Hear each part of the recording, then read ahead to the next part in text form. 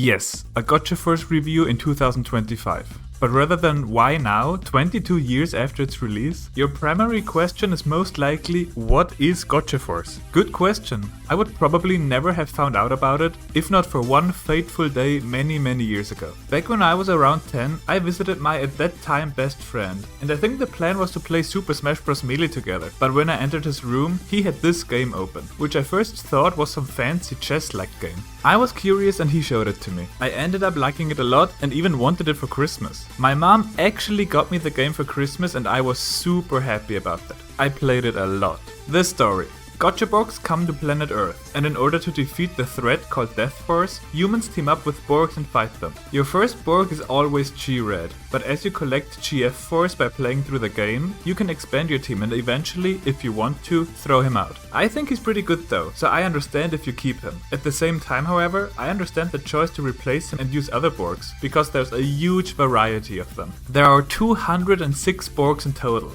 and while certain Borg types exist who work similarly, there's a lot of playstyle variety. From assisting healers to tanks, dragons, robots, copiers or imitators, ninjas, sword fighters, very explosive and dangerous weapons doing insane damage, to big ships, and so on and so on. Some restrict the opponent's ability to move, some others can turn opponents into cockroaches. There really is a lot, and probably multiple fun playstyles for everyone. How do you unlock Borgs? If you want to unlock a certain Borg, then you need to play missions where it appears. After you win, there's a chance you either get the entire Borg right away, or a part of it. Some Borgs require multiple different parts in order to be unlocked. And which part you get, or if you get a part at all, is random. It's also possible to get parts you already have, but you need to obtain all different ones, so there can be a lot of grinding involved. Luckily, there are very nice human beings out there who upload their save files with all of the Borgs already unlocked and ready to be used. Such as this one here from Starfy. I put links to it in the description. Feel free to download it. Anyways, I think this game is great for some casual fun with friends and up to 4 players. Or even more, you don't have to submit to the game's limits. If you're 8 people, then you can have 4 player matches, with each team having 2 players.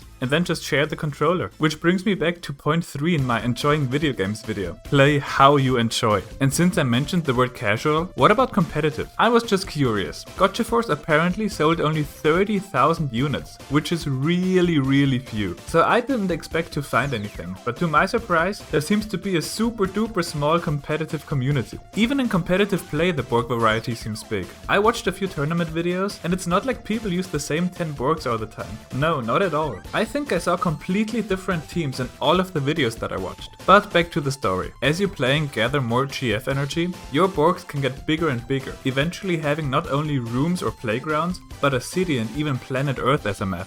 You beat the final boss, which you can play as, and that's the game. The story is pretty short, and I think in order to collect everything, it's intended to beat the story multiple times. And that's also fun, of course, but I think where the game shines the most is multiplayer, with every player creating their own custom team, having either team battles or one-on-ones. In my opinion, this game is amazing for casual multiplayer fun, and I very highly recommend it.